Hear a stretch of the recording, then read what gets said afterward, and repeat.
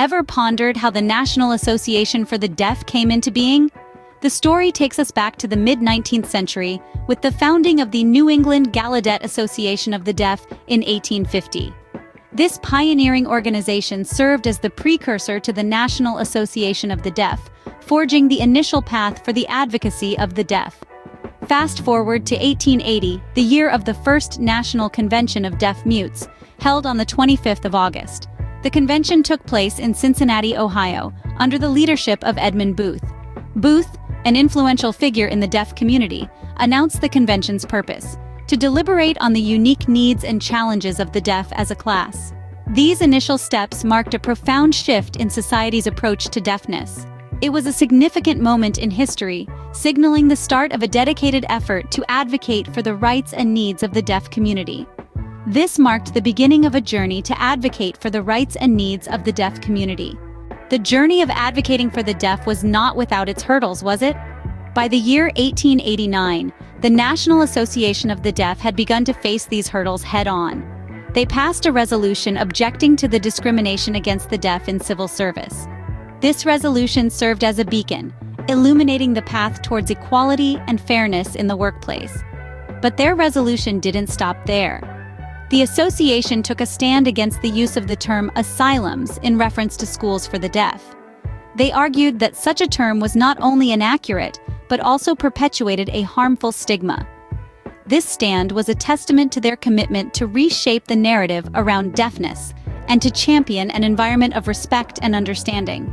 The association also found itself grappling with a controversial issue in the late 19th century: the potential prohibition of intermarriage among deaf individuals.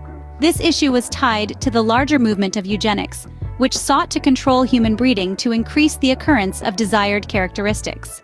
The Committee on Eugenics, chaired by none other than Alexander Graham Bell, proposed to prevent the marriage of those who were deaf, among others. This proposal was met with staunch opposition from the association. Their president at the time, George Veditz, didn't mince his words when he said of Bell, "Because he comes in the guise of a friend, and therefore, the most to be feared enemy of the American deaf, past or present."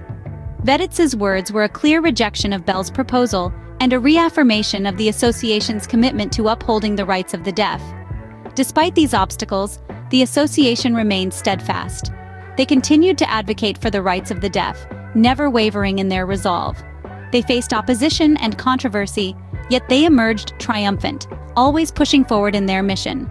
Despite the challenges, the association held firm, advocating for the rights of the deaf. Through their struggles and triumphs, they have paved the way for greater understanding, acceptance, and equality for the deaf community. The National Association of the Deaf didn't just stop at advocacy, did it? The organization's evolution is marked by numerous acts of valor and unity. Take, for example, its offer to recruit 1,000 deaf soldiers for U.S. President Theodore Roosevelt, a move that not only showcased the bravery and capabilities of the deaf community, but also challenged societal norms and expectations. Over the years, the NAD has adapted its strategies to meet the changing needs of the deaf community. It has remained steadfast in promoting the rights and welfare of the deaf, as evidenced by their campaign, "Hire Deaf People, It's Good Business."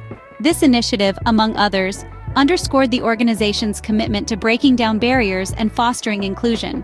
Fast forward to the present year, 2023, the NAD continues to be a powerful voice for the deaf community, advocating for equal opportunities, accessibility, and respect. From its humble beginnings to its present state, the National Association for the Deaf has been a beacon of hope and advocacy for the deaf community.